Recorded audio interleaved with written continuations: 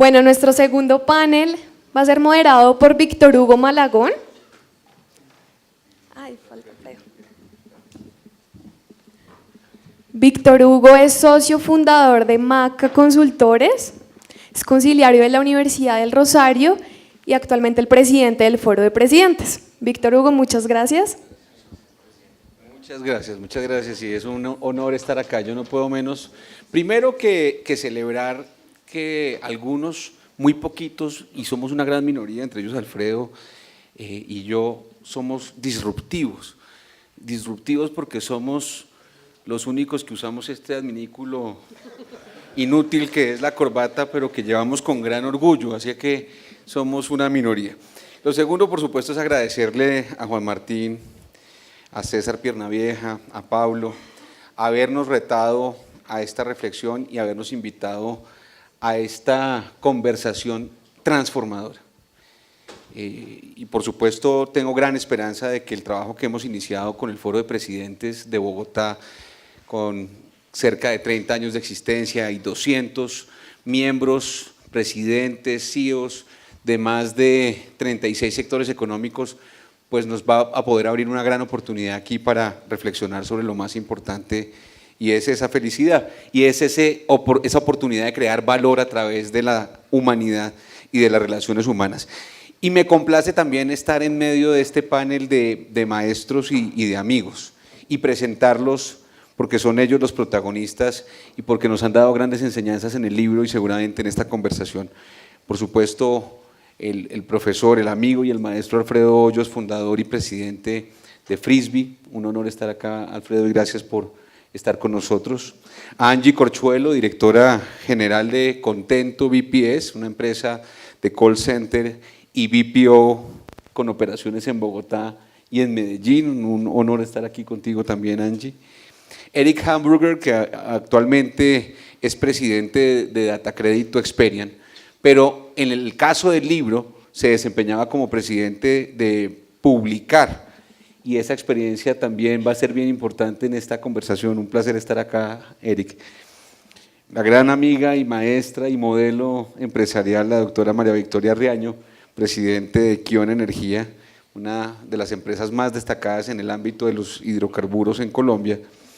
Y por supuesto, Ricardo Ortiz, presidente de Sigo, una empresa colombiana líder en los temas de software contable para pymes, pero además uno de los miembros ilustres de nuestro Foro de Presidentes. Un placer, Ricardo, estar con ustedes. Y como el tiempo es corto, yo también me uno a la metodología que usó Juan Martín, y es preguntarles cuál es esa fórmula secreta de sus organizaciones, que hoy en día hacen que la cultura organizacional, que ese ámbito de creación de valor que es la cultura, que esa organización que hoy se parece más que nunca a un ser humano, que esa organización que entiende que su principal fuente de valor es el comportamiento, los valores, las creencias, hagan de esas organizaciones que ustedes presiden y dirigen una organización destacada. Le entrego entonces la palabra al doctor Alfredo Hoyos para su intervención. Bueno, muchas gracias. Yo me vine de corbata porque dije, pues, ¿cómo voy a ir a Bogotá sin corbata?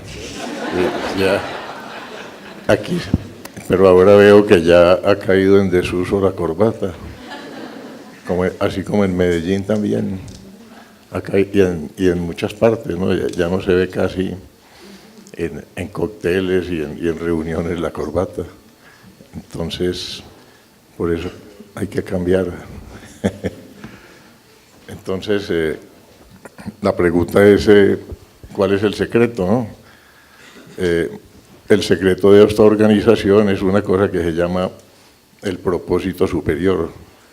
El propósito superior es cuando una empresa se pregunta desde su fundación qué es lo que puedo hacer para mejorar la sociedad. Esta empresa, nosotros tenemos mucha formación en filosofía y psicología, y desde muy joven he estudiado esas dos ciencias muy profundamente, y desde que empezamos esta organización siempre nos hemos asesorado más que todo de sociólogos y psicólogos y siempre la capacitación de nuestra gente ha sido en esos temas. Nos hemos atrevido a enseñar psicología profunda en la organización y hemos tenido grandes asesores en estos temas. Cuando se tiene un propósito superior, las personas que trabajan en la organización y comparten ese mismo propósito superior de cómo servirle a la sociedad, entonces la vida de esos colaboradores tiene significado. Entonces es una forma muy distinta de crear un sentido de pertenencia, haciendo que la vida de las personas que trabajan en la organización, compartiendo ese propósito superior, su vida tenga significado.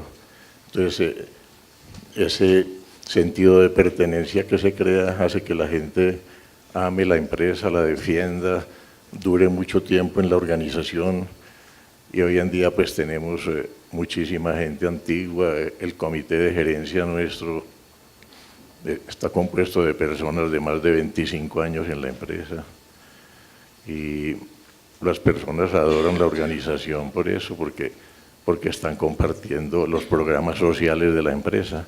Cuando uno le devuelve a la sociedad parte importante de lo que se ha ganado en forma incondicional, sin esperar nada a cambio, el universo le devuelve a uno mucho más. Entonces, realmente es un gran negocio devolverle a la sociedad parte importante de las ganancias, porque eso hace que la empresa sea más próspera y mucho más rentable que las demás. Yo he estudiado mucho a Immanuel Kant. Él decía: el único fin en sí es el ser humano y el desarrollo de su conciencia.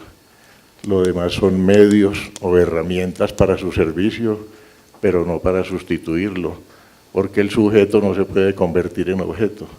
Entonces, la gran crisis de la humanidad hoy en día es que mucha gente convirtió el dinero en un fin y la tecnología en un fin. Entonces ahí comienza la corrupción, precisamente, cuando el dinero se convierte en un fin, cuando en realidad es un medio, es una herramienta para el servicio del ser humano, pero no para sustituirlo. Entonces es lo primero que le hacemos entender a toda la gente que trabaja en la organización, esa diferencia entre fines y medios. Eso es indispensable, que todo emprendedor conozca eso y que eso sea enseñado en todas partes, porque esa es la clave del propósito superior. Muchas gracias, Alfredo.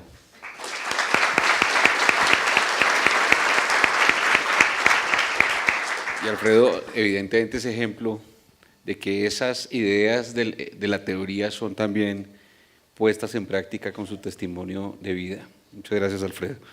Yo quiero preguntarle a Angie cuál es el secreto en un sector tan complejo, tan especial, tan retador, y que se supone uno de los sectores estratégicos para la economía colombiana, el BPO y la operación de call center. ¿Cuál es tu visión sobre el secreto, Angie? Bueno, Víctor, nosotros tenemos varios secretos. El primero es que no somos una empresa, somos una familia. Entonces, nos estamos apoyando siempre, somos muy unidos, estamos siempre, como son en las familias, siempre, o sea, está esa cercanía entre todos. Lo segundo, me uno a lo que dice el doctor Alfredo, y es el propósito. Nosotros estamos en un sector que es muy complicado, que está estigmatizado como allá no se puede ser feliz, es un escampadero, la gente no dura ya mucho tiempo. Yo tengo personas que llevan sentadas al teléfono 10 años y es porque aman lo que hacen. ¿Y cómo lo hemos logrado llevar? De la mano del propósito. El propósito de Contento es gestionar sueños, porque nosotros somos conscientes que cada vez que tocamos una vida por el teléfono, estamos haciendo patria, y digamos que nuestro sector, pues nuestro negocio está muy enfocado, la mayoría o el servicio más importante que nosotros prestamos es cobranzas. Entonces es como esa persona que está sentada, ese Contento que está sentado ahí llamando a otra persona, entiende que está pasando por una dificultad y le tiende la mano para ayudarlo, no recriminarlo y decirle, vea que es que usted no ha pagado, vea que usted tiene una deuda, sino cómo me pongo en los zapatos de esa persona, entiendo que el día de mañana puedo ser yo el que puede caer en desgracia o en una deuda o en un problema, y me pongo es ayudarlo, a tenderle la mano. Y tenemos historias muy bonitas de que en cobranzas también es muy difícil, porque imagínate, a nadie le gusta que lo llamen a cobrar, pero premiamos también como esas llamadas memorables de nuestros contentos, y es muy bonito ver cómo la gente se conecta con ese propósito superior y nos dicen, me encantó cuando sonó el teléfono y te sentí sonriendo. O de hecho hubo una historia que nos hizo llorar demasiado, de un cliente que llevaba ya 2 años en mora, era cartera castigada, y lo llamó una persona pues de contento, y el cliente nos mandó una carta donde él decía que esa persona hizo metástasis en su ego y que le recordó que no siempre había llevado el estilo de vida austero que estaba llevando en ese momento, y que él también había vestido corbata y había tenido zapatos a la moda y había logrado salir adelante, pero que nada pagaba, pues que esa persona o este contento le recordó que nada pagaba estar en la casa atendiendo a sus hijos, ayudándoles a hacer las tareas, y que gracias a eso él recordó que, pues, que era feliz, que en medio de toda la desgracia por la que estaba pasando era feliz, y de hecho pagó la deuda. Dijo, después de que hablé con esa persona que además me ofreció pues un super acuerdo, conseguí la plata donde no la tenía para ponerme al día, porque de verdad me cambió la vida. Entonces es como desde lo que hacemos, cómo estamos haciendo patria, cómo estamos haciendo sociedad y cómo estamos ayudando a esas personas, porque además en los otros servicios también es gestionar sueños, porque es llamar a decirte te quedó aprobado el crédito de la moto, que es uno de los sueños de los colombianos, o asesorarte, por eso algo con uno de nuestros clientes que es Of Course, asesorarte en comprarle la ropa a tu niño. Entonces es muy bonito, y cuando la gente se conecta desde ese propósito, lo hace con amor, porque ya yo les digo a ellos, ¿quiénes de ustedes hoy recibieron felicitaciones de los clientes? Y levantan la mano, y pues todos levantan la mano, yo les digo, ¿y cómo se sintieron? Es que no, eso es una nota, pues se van con el corazoncito lleno para la casa, porque saben que más que ir a sentarse y reclamar el cheque es ayudar a otras personas. Entonces es familia, es estar en propósito y tener unos valores muy claros.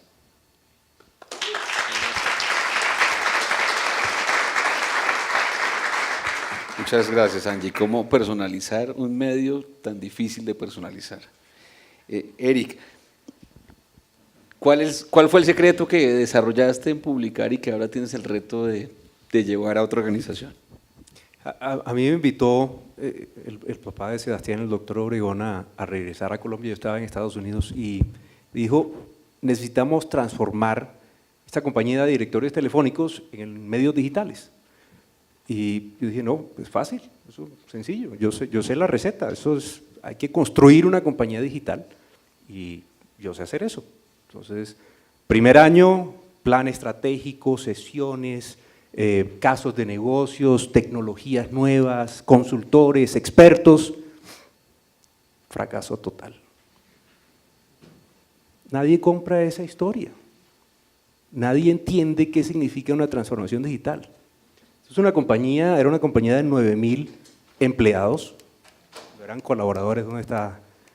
No eran colaboradores, eran empleados, en 9 países, haciendo lo mismo durante 50 años, el directorio no había cambiado en 50 años, era el mismo, se volvió a color, fue la transformación.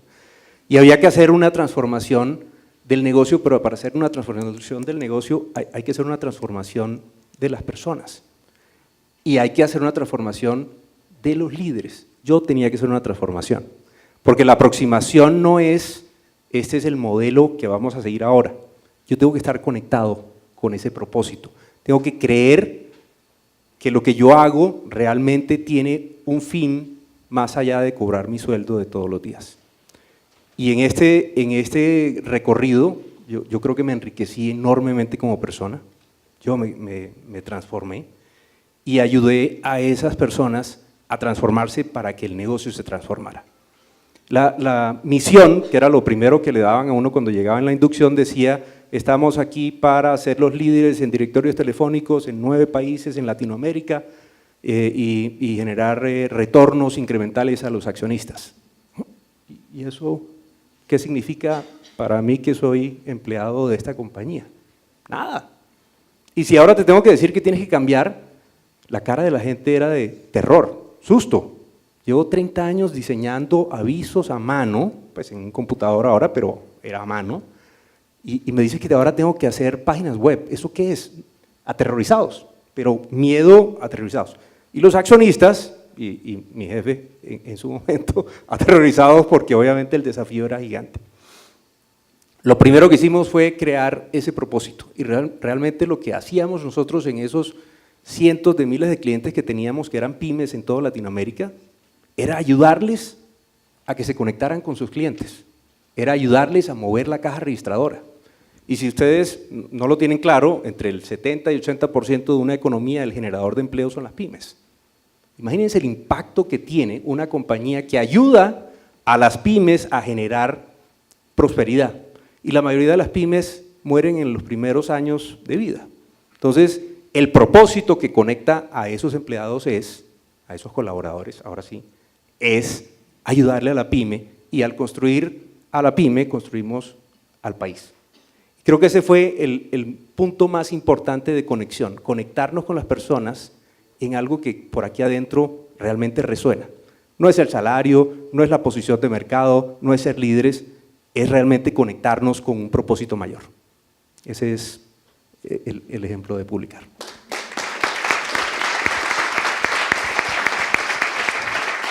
Gracias. Y aunque hay coincidencias en sus apreciaciones, hay particularidades que vamos a retomar para la segunda ronda. Pues yo quiero preguntarle a María Victoria cuál es el secreto en un sector que a primera vista puede ser un sector hostil, difícil. ¿Cómo hacer una transformación cultural y cuál es el secreto en un sector como el de hidrocarburos y en una empresa como Equion? Bueno, lo primero es que no hay secreto, ¿no? Es bastante abierto. Y ahora que les cuente, es sencillo, fundamental, como lo veo yo desde ahora. Sí, es un sector difícil. De hecho, hemos tratado en el sector que muchas empresas dentro del sector actúen igual que nosotros, y ahí vamos, porque esa es nuestra misión, que más empresas sean como somos nosotros, todos los que estamos en Comunidad F y los que compartimos esto. Pero yo creo que empieza de muchas cosas. Lo primero es reconocer desde el principio, Equion nace desde la adquisición de BP Colombia por parte de Ecopetrol y Talisman, y en ese momento de la vida de los seres humanos que estaban cambiando, transformando, pues había un momento muy difícil de cambio y de transformación, de cambio de empleador, de diferentes culturas, nos llegaba cosas de todas partes, y yo creo que fue un momento donde concuerdo contigo, las crisis son las mayores oportunidades en la vida, y esa fue la oportunidad de decir, nos tenemos que apropiar de nuestra propia vida y de nosotros mismos, y no tratar de parecernos a la cultura de BP, Ecopetrol, Talisman, bueno, una cantidad de revuelto de cosas muy grande. Y empezamos por generar esa conciencia, vamos a generar nuestra propia identidad. Y en ese proceso de generar nuestra propia identidad, a partir de esta como gran crisis y gran dolor de la gente de dejar su empleador, British Petroleum, crear una Equion que nadie conocía. Yo creo que todavía no la conocen muchos, pero en su momento crear marca, iba uno, y a mí me pasó, iba a sacar una tarjeta de crédito y trabajaba en Equion, y entonces no me la dieron, pero no sabían quién era Equion. Pero bueno, está bien, esas son como anécdotas de que eso era lo que sufríamos todos como seres humanos, de llegar a una buena marca y demás. Pero empezamos a apropiarnos de nuestro propio futuro, de lo que queríamos nosotros como ser un grupo de seres humanos, que además teníamos un negocio lindísimo por delante con grandes retos. Como yo le decía a mi gente, los accionistas ya pagaron el cheque, ahora toca generar los dividendos de ese cheque. Bueno, y lo declaramos primero que todo en la declaración de nuestra misión en ese momento es: queremos ser gente feliz, apasionada por lo que hacemos, básicamente resalto eso, y gente que la pone toda, que queremos ser una empresa de clase mundial, y vamos a crearlo. Y a partir de eso, muchos me preguntaban, ¿y qué es eso de gente feliz? Parecía una cosa como de kindergarten, cuando le ponen a uno la carita feliz, que tuvo un buen día y en la mano le llega uno a la casa con la mamá y tiene la carita feliz. Así lo veían mis ingenieros. Y entonces eso era duro porque era tiene que ser así como muy cuadriculado como tal, y cómo lo íbamos a medir, siempre un indicador, ¿no? Y entonces, ¿cómo se mide eso? En fin, en ese momento se me ocurrió algo muy, muy divertido que nunca hice, que es fácil. Me estás preguntando que para poder declarar que seamos gente feliz, pues hay que tener un indicador. Entonces van a encontrar todas las mañanas a la entrada de la oficina un post-it amarillo y me pone una carita feliz o triste como entraron, y a la salida encuentran otro post-it y lo ponen a otro lado, carita feliz o triste, y yo voy a contar cuántas caritas transformamos en el día. Claro, sonó más kindergarten de lo que estaba haciendo, pero la gente se rió igual que ustedes y empezamos a ver que esto no era un tema de medir, ni un tema, sino un tema de nosotros mismos como seres humanos. Y empezar a ver que éramos un grupo de personas con un gran reto que sacar adelante y que dependía de nosotros y de los seres humanos. Empezamos a generar nuestra propia cultura como código de comportamiento más que cultura. Yo a veces siento que cuando hablamos de cultura hablamos como en el etéreo, ¿no? La cultura está como en las paredes de los edificios, la cultura. ¿Por qué nos va bien? Porque la cultura. ¿Por qué nos va mal? Porque la cultura. No, por nosotros, por nuestro comportamiento, que por supuesto se llama la forma como nos comportamos en conjunto como equipo, pues es cultura. Pero claramente nos pusimos de acuerdo en qué significaba los comportamientos que queríamos especificar en nuestro modelo de cultura. Y empezar por el ser, nosotros, seres humanos, somos cada uno independiente, inigualable y además los valoramos muchísimo. Entonces ese ser independiente, inigualable que valoramos muchísimo. Pero ese ser independiente, inigualable que valoramos muchísimo y respetamos, pues está en un grupo humano que éramos Equión, o somos Equión, y teníamos estos como comportamientos para ser el nosotros, que crear en nosotros en equipo, pero primero el ser. Y ese ser que valoramos también podía mejorar y desarrollarnos y ayudarnos entre todos a mejorar y reconocer en qué como seres humanos podíamos mejorar. Y en esos comportamientos, uno de ellos que me gusta muchísimo, hay muchos ejemplos, pero uno de ellos es escuchar. Y no sabemos escuchar, y reconocer que no sabíamos escuchar y reconocer desde la líder de la compañía y que me ayudaran a mejorar, porque cuando en los tiempos de afán venía alguien a hablarme, yo, bueno, termina rápido porque es que tengo afán. Pues no estoy escuchando y no es la manera de reconocer que esa no es la forma. Y muchos reconocimos de qué manera teníamos esos dejes ahí que no nos dejaban escuchar, y escuchar es estar atento, empatizar con el demás. ¿Qué significaba? No era solo dejar la palabra escuchar y poder estar conectado con la persona, con ese ser que te está hablando y te está diciendo algo, un sentir. Y conectarnos desde ese sentir como tal. Cuando realmente empezamos a ver que no escuchábamos y que podíamos mejorar muchísimo como ser para escuchar, y eso nos iba a mejorar como equipo, por supuesto, ahí fue como uno de los primeros lifts, aparte de la declaración y demás, que empezamos a decir, oiga, sí, esa escucha atenta, ese reconocimiento del ser, nos llevó a que podíamos ser seres vulnerables, que las compañías petroleras podíamos tener seres vulnerables, reconocer esa vulnerabilidad y poderla expresar en tu equipo de trabajo, eso es muy rico. Y que nos entendíamos y además nos apoyábamos. Entonces no éramos los petroleros produciendo en la economía del país, sino éramos personas, seres humanos vulnerables que teníamos un reto gigantesco. Y así empezar a aprender inclusive de los errores, es algo que está en nuestros comportamientos, de preocuparnos y cuidarnos genuinamente unos a otros. Y ahí viene el nosotros. Nos cuidamos, pero de una manera genuina, cuidarnos. Viene, por supuesto, de una base muy importante que es todo el tema de seguridad física, HSE, pero no solo de mirar si tenemos el casco, las botas, los guantes y cumplimos con todos los procedimientos, no, es bienestar, es el cómo estás. Tú puedes tener el casco, las botas, todo, cumplir con todo, pero no estás bien. ¿Cómo estás? Porque si llegas al trabajo bien y estás con bienestar, puedes cuidar a los otros, a ti y a los otros, y además puedes regresar a tu casa, abrazar a los tuyos, mejor de lo que entraste a la compañía. Y ese es un lema que nosotros tenemos. Tenemos que salir mejor, tenemos que llegar a nuestras casas a aportar. Y es responsabilidad nuestra ese cuidado adentro de ir a nuestras casas. No solo está ahí, en producir y tener mucho. Y a partir de esas conexiones, esa escucha, ese reconocimiento de vulnerabilidad, y sobre todo algo muy importante ha sido el reconocer el yo soy responsable. No es siempre estar apuntando, el proyecto se atrasó, ¿no? Eso es responsabilidad de otros, sino que como equipo, ¿qué podemos hacer mejor?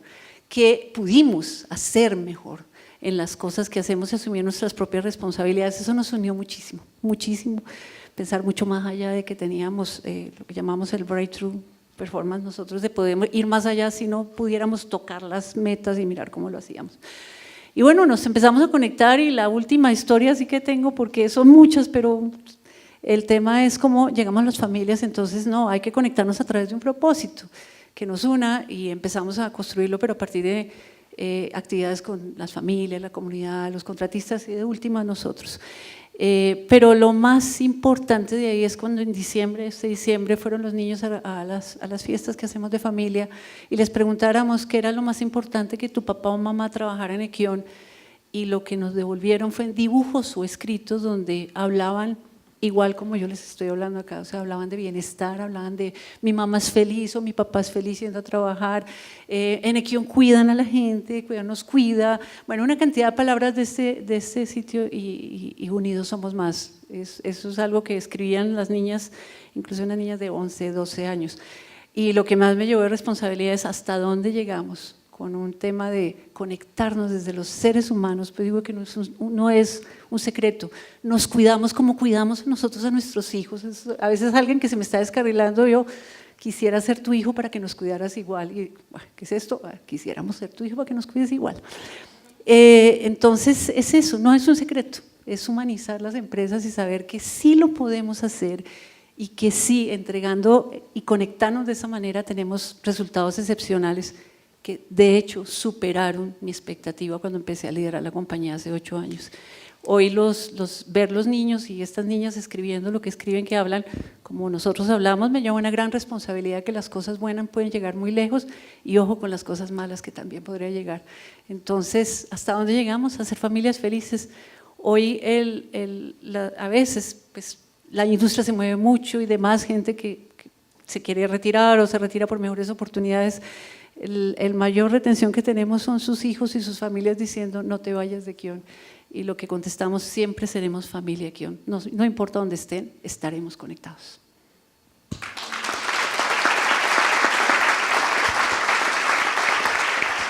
Gracias, María Victoria, un maravilloso testimonio de un sector muy difícil. Ricardo, tu negocio se dedica a darnos a las pymes seguridad y felicidad en un producto que las pymes todavía necesitamos con mucha urgencia. ¿Cuál es la clave dentro de la organización que tú presides de la cultura y de la felicidad?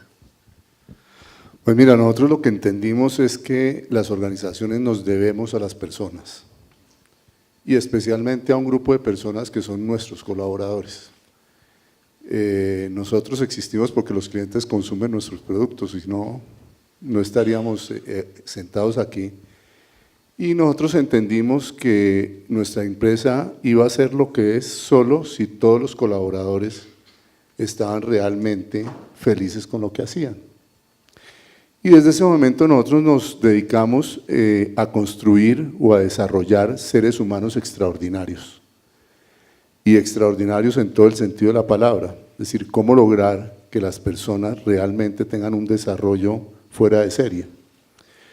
Y para eso, pues esto ya lo han dicho muchos, teníamos que hacer 2 cosas fundamentales. Una era crear un propósito loable y lo segundo, unos valores humanos dentro de la organización, no unos valores para desarrollar la empresa, sino unos valores para desarrollar las personas dentro de la empresa. Cuando uno vende software contable, pues es que uno solo habla de software y ya guácala. Y si habla de contable, pues peor todavía. Entonces, nos dedicamos con mucho ahínco a descubrir qué era lo que realmente pasaba cuando nosotros entregábamos nuestros productos y servicios, y llegamos a un propósito loable, que es que nosotros realmente estamos transformando la vida de contadores y empresarios, y transformando para bien. Y cuando entendimos qué era eso, encontramos, yo creo, el primer elemento de nuestra cultura, que era tener pasión por lo que se hace, desarrollar una pasión infinita, saber que el asesor de servicios cuando cuelga una llamada y hizo su labor bien, ese contador va a tratar mejor a su hijo por la noche. Eso era lo que más nos importaba dentro de ese proceso, y cuando él lo entendió, transformó totalmente el chip del tener que contestar por contestar, al encontrar que esa contestación iba a generar un cambio para bien dentro de una persona. Y cuando hablamos de valores humanos, que es el segundo gran elemento de la cultura, que es cómo construir seres humanos extraordinarios, nos dedicamos a ellos. Entonces nosotros, por ejemplo, nuestro primer valor se llama pasión por el servicio. Ya no nos importa ser excelentes en la prestación del servicio al cliente, sino decir, hombre, si yo siento pasión por servir, pues voy a servir bien a todo el mundo.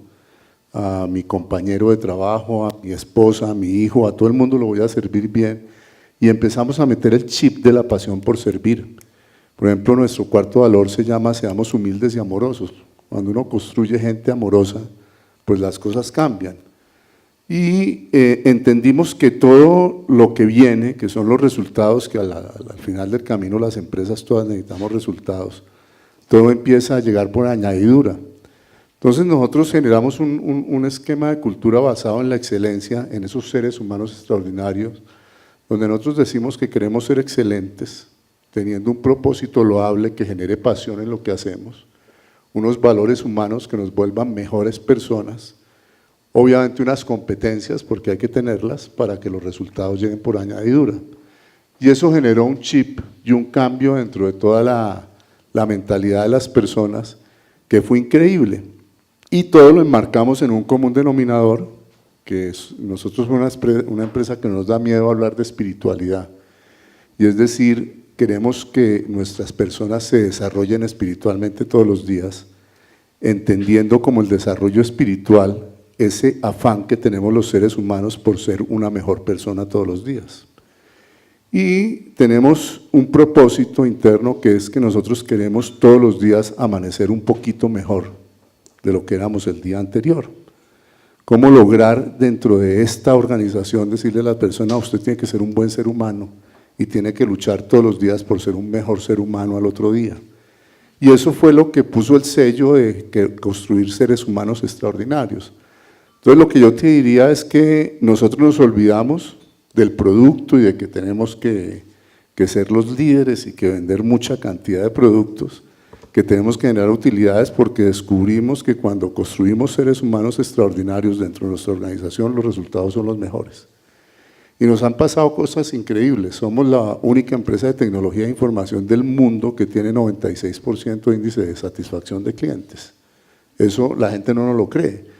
Inclusive recientemente recibimos una inversión de uno de los fondos de capital privado más grandes del Silicon Valley, donde ellos decían, esto tiene que ser mentira. Ninguna empresa del mundo de la tecnología de información logra niveles de satisfacción. Y el cambio fue desprotocolizar y humanizar, como lo decías tú, todo el proceso de prestación de servicios, porque recuerdo los años, hace 10 años, donde había hasta supervisores de call center, monitoreándole las llamadas a las personas, que tenía que saludar con el nombre y que la frase con que tenía que cerrar, les habló fulano de tal, no se le olvide, una cosa horrible, porque siente uno que está hablando con una máquina y no con un ser humano, a cuando hicimos el tránsito y le dijimos, sea como usted es. Y inclusive muchos nos preguntaban, ¿y yo cómo sé si lo hago bien? Nosotros decíamos, tranquilo, que si usted lo hace mal, el cliente nos va a decir así que fresco, hágalo como usted quiera. Y yo tengo una historia que me pasa en Pereira, me disculpan la grosería, pero yo estaba visitando nuestra oficina en Pereira, cuando oigo a un asesor de servicios diciéndole a un cliente literalmente, no, marica, ¿cómo se le ocurre? Y entonces yo temblé del susto y dije, pero ¿cómo le dice a un cliente una palabra de esa, cierto? Y termina la llamada y lo llamo y le digo, ¿cómo le ocurrió a usted decir eso? No, dice, es que él es compañero mío de la universidad y trabaja con ese cliente. Pues obviamente si él hubiera seguido un protocolo, mira, le habla a Ricardo, yo no sé qué, sé cuándo, pues él lo manda para el carajo por el otro lado del teléfono, que si estoy hablando con mi compañero de universidad, pues el cuento es diferente. Entonces cuando uno logra que la gente sea auténtica dentro de lo que hace, que saquen lo mejor de ellos mismos, pues los procesos de transformación se dan. Cuando nosotros estábamos súper protocolizados, nuestra satisfacción era del 73% y era disque buena en el sector. Y hoy nuestro reto es ojalá conseguir el 100%, pero eso lo conseguimos es porque ellos aman lo que hacen. Ese es nuestro esquema cultural y no es un secreto. Es decir, nuestra cultura es pública, la publicamos, damos charlas a las empresas que quieran sobre lo que estamos haciendo y si quieren copiar todo lo que hemos hecho, bienvenido, porque somos unos convencidos de que esto sí puede transformar el mundo.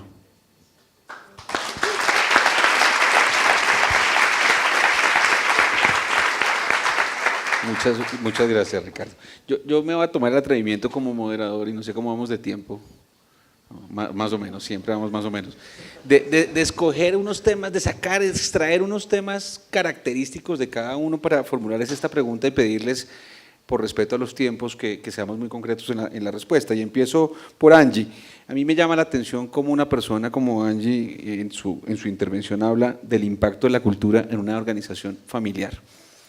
Empresa y familia, gestión, gobierno, la gran complejidad que supone la gestión de la cultura dentro de la familia.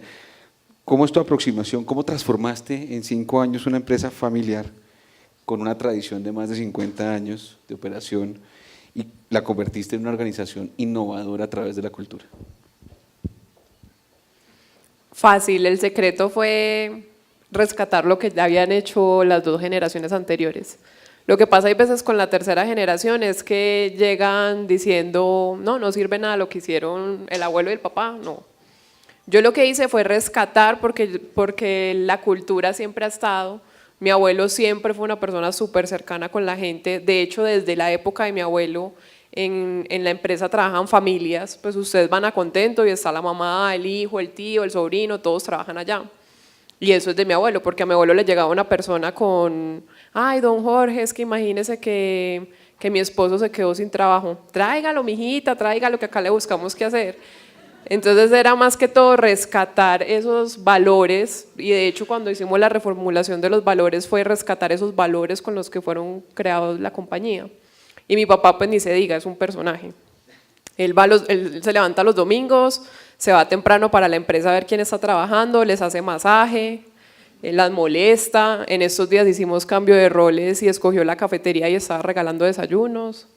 Entonces era más que empezar de cero pues, y de transformar una cultura, era rescatar lo que ya habían hecho ellos dos y empezar a darle una forma, una metodología, darle unas bases, ya que la gente, o sea, que no estuviera pues como simplemente ahí, sino que la gente supiera es que esta es nuestra cultura y se apropiara de ella. Y ponerle ingredientes como lo que veíamos ahora de propósito, de valores, de trascender un poquito más en el ser. Entonces yo creo que ahí está, más que la transformación fue rescatar eso que ellos ya tenían. Y bueno, digamos que la parte más fuerte de ese cambio fue el nombre. Mi papá todavía, no mentiras, ya no, ya lo superó. Pero cuando íbamos a cambiar el nombre, nosotros teníamos antes una marca sombrilla que era Call Center y la marca que tiene 52 años que era Intercobros. Y él decía que es que íbamos a cambiar la marca Call Center nada más. Y yo le decía, no papá, Intercobros se va. Porque no podemos hablar de una transformación y dejar esta marca porque finalmente va a terminar matando a Contento, porque eso era lo que pasaba con Call Center, siempre era Intercobros, entonces él era todos los días, como que un día decía, no, pero es que 50 años, ¿cómo vamos a botar la marca?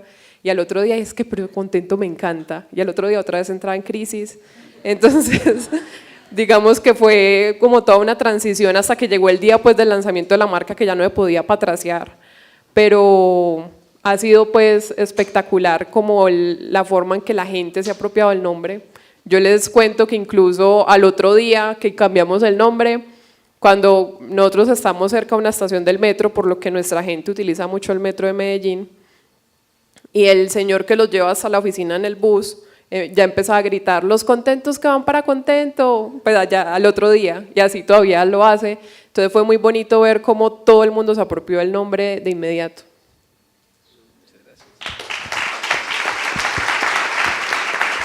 Muchas gracias. María Victoria, yo me voy a aguantar las ganas de preguntarte cultura y coyuntura del sector, y más bien porque me consta tu liderazgo en los temas de mujer empresaria, preguntarte cuál es el rol de la mujer empresaria en la transformación de la cultura de las organizaciones. Bueno, son como varias cosas, cultura y crisis y el tema del rol de la mujer. Pero vuelvo y respondo pegándome a mi compañero Piedradita, las crisis son una oportunidad. Efectivamente el sector ha estado pues complicado, 2015, precios de $100 a $30, pues es otro negocio definitivamente, con muchas transformaciones y muchos retos de eficiencias por todas partes y lo que podría generar una presión.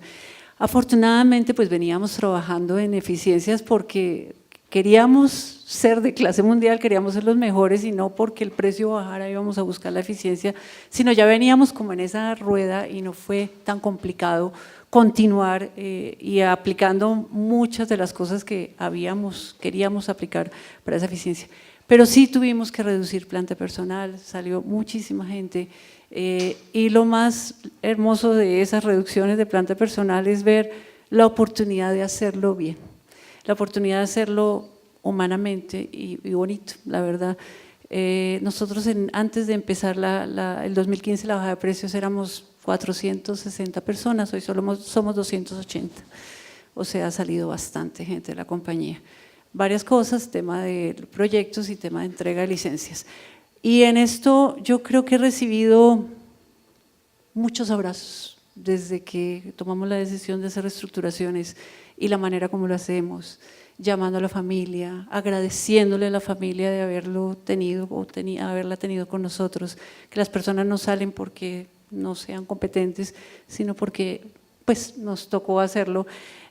Dando tiempo de entregar todo su conocimiento que tienen cada uno con el mayor respeto, bueno, la verdad, mucho respeto y lo que más recibe uno es abrazos y agradecimientos. Tal vez nunca había trabajado en una empresa donde te dijeran te vas y lo primero que haces es dar un abrazo y dar las gracias, pero eso se da en Equión.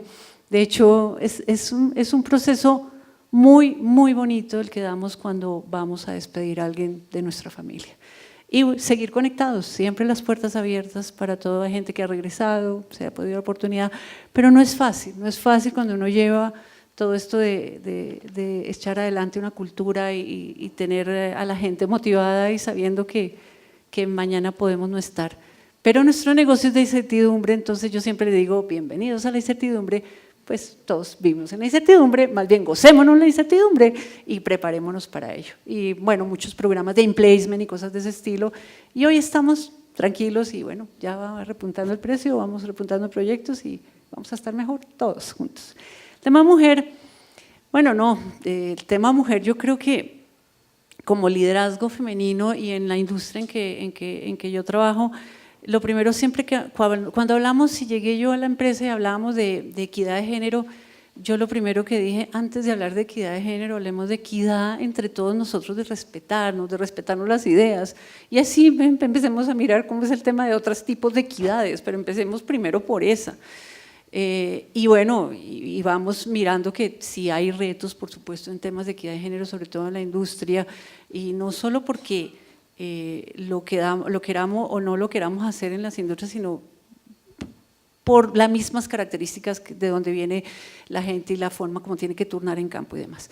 Pero empezamos por la equidad de las ideas, luego empezar por cuidarnos unos a otros, cuidar a nuestras niñas, por supuesto, cuando están en campo y demás, y sobre todo aprovechar nuestro rol de mujeres en la familia, en la vida, y vuelvo y juego. Yo hablo mucho de la palabra cuidar y me han estudiado mucho cuidar, pero yo creo que es una de las cosas que nosotros como mujeres sabemos hacer muy bien y es cuidar a los demás.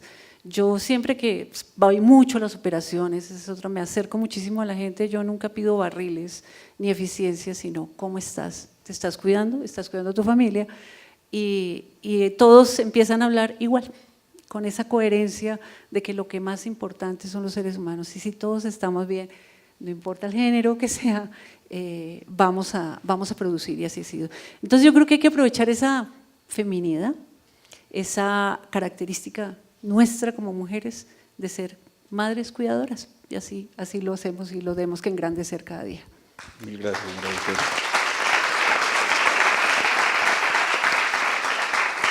Mil gracias. Eric, nos contaste un modelo de transformación, de innovación digital, que supuso transformar la cadena de valor. ¿Qué relación hay entre innovación y gestión de la cultura organizacional? Yo creo que todas, porque sin el ambiente correcto para generar esa innovación, no hay forma de generar ideas. Y la cultura que traía a publicar, que era una cultura donde el error no era permitido, había que publicar el libro se imprimía una sola vez y si había un error era un desastre.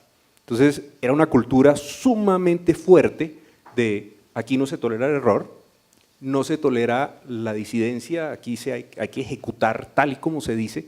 Entonces cuando hay que innovar en una cultura así de fuerte, pues nadie se atreve. Y de hecho decir que uno no sabe es un pecado. La primera pregunta que me hacían tan pronto llegué es ¿qué hacemos?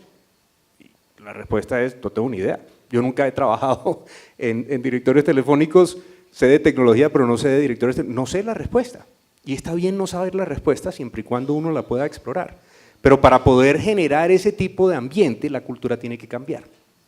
Entonces es fundamental para los objetivos duros de la empresa tener una cultura que sea propicia para llegar a ese resultado. Y eso implica un cambio, como les decía, de transformación profunda de las personas. Creo que algunos deben conocer el iceberg de Conscious Business, que uno tiene el tener, el ser y el tener, el hacer y el ser, y siempre está enfocado en el tener, en el resultado, pero hay que hacer la pregunta hacia abajo para poder entender la razón real de por qué no se hacen las cosas. Entonces, uno revisa el número de ventas, y yo revisaba el número de ventas digital. ¿Por qué no se ha vendido? Y uno hace la revisión del número. El número no va a cambiar si uno no cambia la manera como hace las cosas. Y la manera como hace las cosas está supeditada a algo un poquito más profundo. Entonces yo hacía la pregunta, ¿por qué no se vende digital? Bueno, porque es que no hemos ido a presentar el portafolio digital. Pero ¿por qué no lo han ido a presentar si eso fue lo que acordamos? La respuesta es una de esas cosas por allá dentro del ser que dice, la verdad es que me da miedo porque no sé prender el computador. Una fuerza de ventas de 50 años, ¿no? Muy tradicional, les dimos computador a todos y se nos olvidó el pequeño punto de preguntar si sabían usar el computador. Una cosa que uno da por sentado, pero que es así de básico. Y esa transformación requiere entender esos códigos de las personas y las organizaciones. Mil gracias, mil gracias.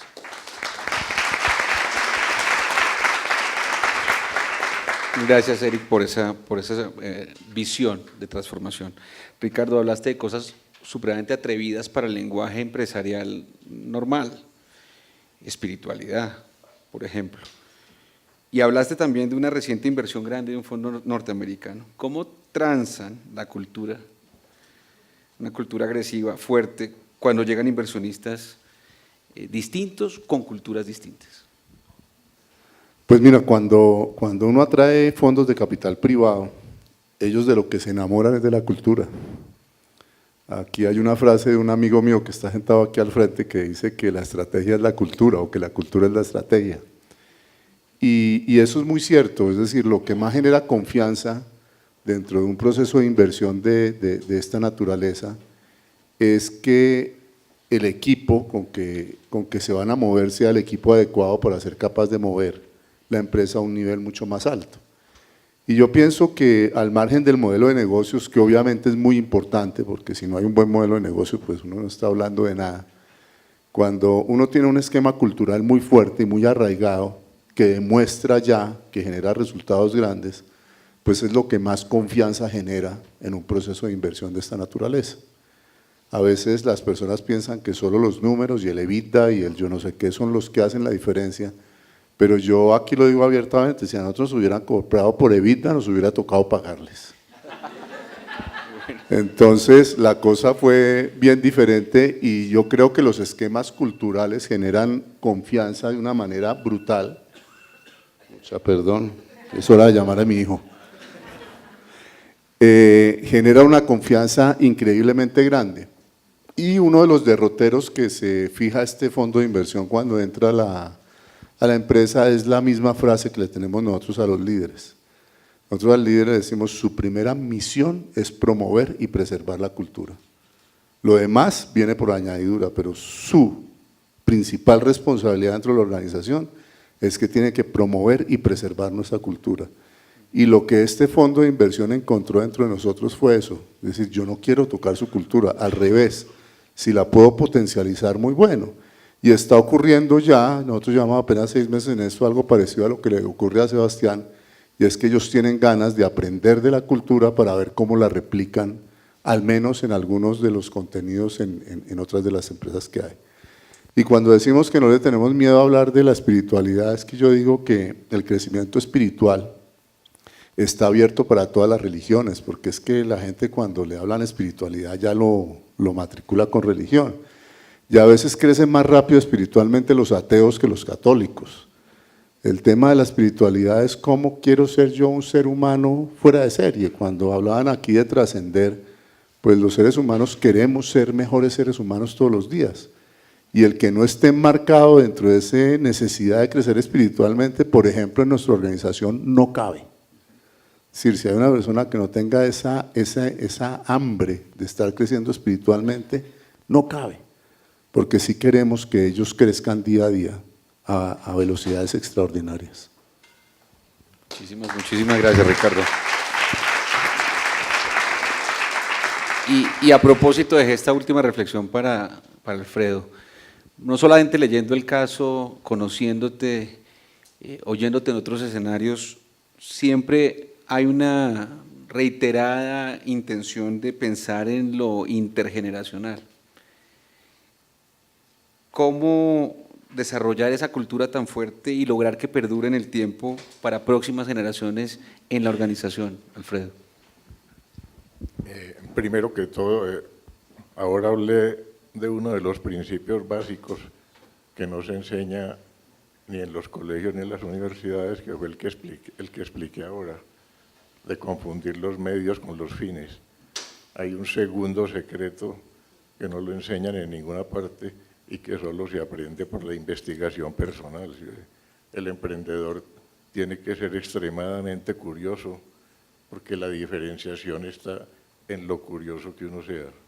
¿Sí ve? Eso se llama la ley de la polaridad. ¿Sí ve? Que no la enseñan en ninguna parte, sino que tiene que estudiarla uno de cuenta propia, porque es una ciencia bastante oculta, por cierto. Frisbee nació del amor de una pareja. El hombre y la mujer son dos polaridades, y si se logran entender, entonces crean una visión compartida. Es lo mismo que le pasa a un país polarizado no progresa. Lo que vemos en Colombia es un caos permanente por la polarización, porque la polarización es excluyente y la integración crea una visión compartida, incluyente para todos. Entonces eso nos enseña y es una de las claves de todo. Liliana y yo llevamos 41 años y seguimos trabajando los dos en la empresa. Y en Frisbee el 50% de las personas son hombres y el 50% son mujeres. Y eso nunca lo hemos buscado, sino que eso se fue dando y se dio así. Entonces, la ley de la polaridad es muy importante entenderla a fondo para crear el largo plazo. Y en cuanto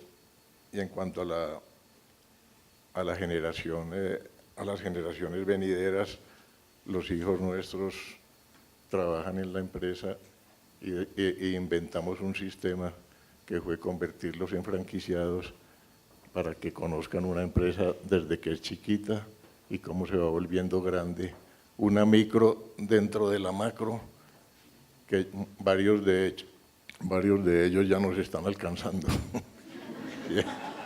Entonces, uno de los hijos tiene franquicias en Cali, la hija mayor en Medellín, el menor en Pereira. Solo hay una hija que estudió otra cosa distinta, porque estudió cine y vive en Los Ángeles. Pero ella fundó una empresa con el marido que se llama Wings, que aquí hay 4 en Bogotá, Wings and Beer, que hay 2 en Pereira, 1 en Manizales, y hay 2 en Pereira, 1 en Manizales y 4 aquí. Entonces ella, por su lado, abrió otro negocio con el marido. Entonces, La empresa pues tiene un protocolo de familia y tenemos una asesoría permanente en empresas de familia para que haya una continuidad y los hijos pues están ya muy metidos en el negocio, en la filosofía y comparten nuestra forma de pensar y son muy exitosos en su trabajo. Entonces ese es el sistema que inventamos de darle franquicias a los hijos. ¿Sí ve? Entonces crearon unas empresas desde chiquiticas y ellos mismos las fueron creciendo y son similares a la casa principal.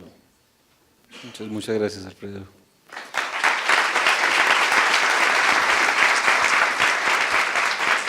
Muchas gracias por ese testimonio siempre humano. Estamos un poco pasados de minutos, pero como en las buenas conversaciones el tiempo se pasa volando. Intentar concluir pues podría ser redundar, pero yo me llevo algunas palabras. Me llevo palabras como propósito superior, compromiso con la sociedad, familia, sueños, actitudes, innovación, transformación, autenticidad, humanidad, amor, cercanía. Pero nos llevamos sobre todo el testimonio de estos grandes empresarios que todos los días nos enseñan no solamente con sus palabras, sino con el testimonio de su vida, y eso quizás es lo más importante. Déjenme terminar con mi definición de felicidad en este momento. Felicidad en este momento es sentirme en mi casa, trabajar con mis amigos y estar acompañado de ustedes, no solamente de buena gente, sino de gente buena. Pido para estos ejemplares empresarios un fuerte aplauso.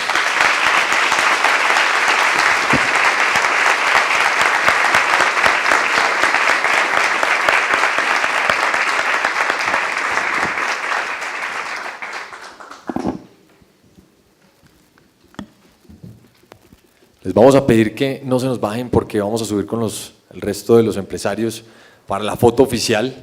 Vamos a hacer 2 fotos en esta ocasión. La primera, como los que saben, en la comunidad siempre hacemos subir a todos acá, pero hoy somos muchos. Entonces, vamos a hacer 2 formatos hoy. Y es una, María Camila, que es nuestra coordinadora de comunicaciones, se va a subir acá y les va a tomar una foto a ustedes para que quede el registro de que estuvieron acá y que además luego se las podamos enviar. Y luego vamos a tomarle la foto a nuestros queridos empresarios y amigos que nos acompañaron hoy. Antes de las fotos quiero hacer un cierre muy breve de contarles que este es un espacio que a mí realmente me emociona porque cuando veo a todos estos personajes y amigos, no solo uno se inspira en seguir trabajando en pro de la felicidad en las organizaciones, sino que uno mismo también se inspira en seguir creciendo y mejorando como persona, en seguir creciendo como líderes conscientes. Hoy quiero decirles que desde cuando hablamos de amor y vulnerabilidad en las organizaciones, esto habilita la puerta para el crecimiento personal. Cuando las personas crecen en las empresas, por ende, las mismas empresas crecen. ¿Y cómo se logra que las empresas crezcan? Pues con culturas organizacionales que funcionan como sistemas, que son sistemas, al final de cuentas, sistemas vivos. Y estos sistemas vivos, pues finalmente están conformados de propósitos, de valores, propósitos heroicos y loables, valores humanos y liderazgo consciente. Todo eso enmarcado en un enmarque o en un enmarco de coherencia. Finalmente, cuando las organizaciones logran esto, empoderan a que la gente se vuelva arquitectos de su felicidad. Y si logramos que las personas sean arquitectos de su felicidad, así vamos a hacer que las empresas trasciendan en el tiempo y podamos cambiar este mundo. Muchas gracias por acompañarnos y nos vemos en la próxima.